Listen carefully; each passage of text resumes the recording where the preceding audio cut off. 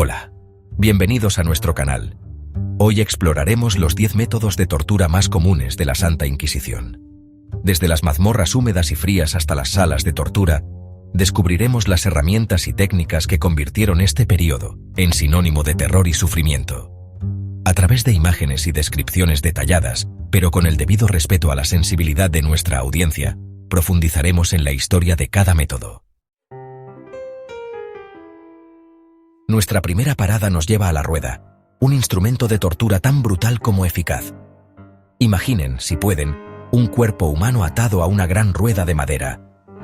El verdugo golpeaba las extremidades con una maza de hierro, cada impacto resonando como un trueno en la cámara de tortura.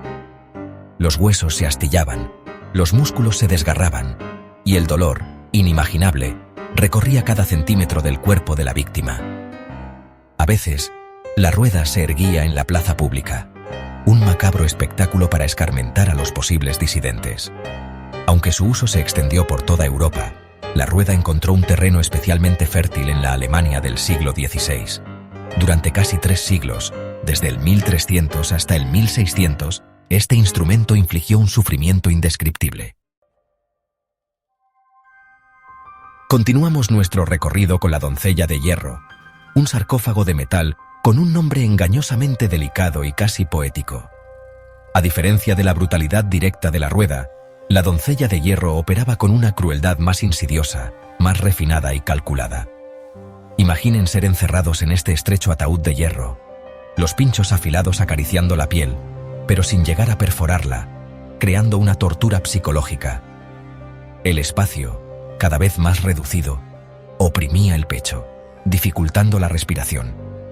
El pánico se apoderaba de la víctima, mientras la oscuridad y el silencio amplificaban su agonía, aumentando su desesperación. Aunque su uso se documenta en toda Europa, la doncella de hierro encontró un uso particularmente frecuente en España durante el siglo XVI. En un país marcado por la Inquisición española y la lucha contra la herejía, este instrumento se convirtió en una herramienta eficaz para obtener confesiones y sembrar el terror. La doncella de hierro, un recordatorio silencioso de la capacidad humana para el sufrimiento y la crueldad, permanece en la memoria histórica. Nuestro próximo destino nos lleva al potro, un instrumento de tortura que, a pesar de su aparente simplicidad, era capaz de infligir un dolor insoportable. Imaginen una estructura de madera, robusta e implacable, con cuerdas y poleas. La víctima, atada por las muñecas y los tobillos, quedaba a merced del verdugo. Con cada vuelta de la manivela, las cuerdas se tensaban, estirando el cuerpo hasta límites inhumanos.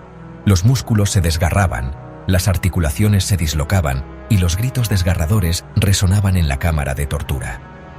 El potro, un instrumento de tortura versátil, se usaba no solo para obtener confesiones, sino también para castigar a los culpables de diversos crímenes.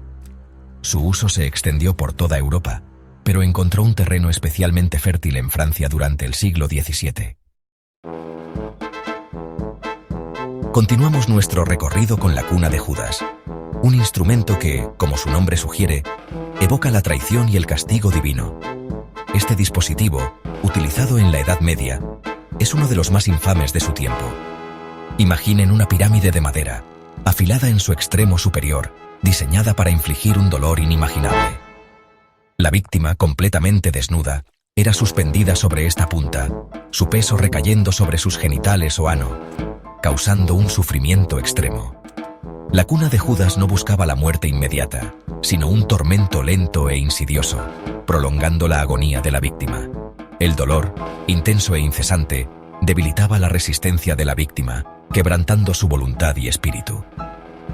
Aunque su uso se documentó en diversas partes de Europa, la cuna de Judas encontró un uso particularmente frecuente en Italia durante el siglo XVI, especialmente en tiempos de conflicto religioso. En un país donde la Iglesia Católica ejercía un poder absoluto, este instrumento se convirtió en una herramienta eficaz para combatir la herejía y la disidencia religiosa, consolidando su control. Nuestra siguiente parada nos lleva a un instrumento especialmente perturbador, la pera oral, un dispositivo que ha dejado una marca indeleble en la historia de la tortura. Como su nombre indica, este instrumento con forma de pera se introducía en la boca, el ano o la vagina de la víctima, causando un dolor inimaginable.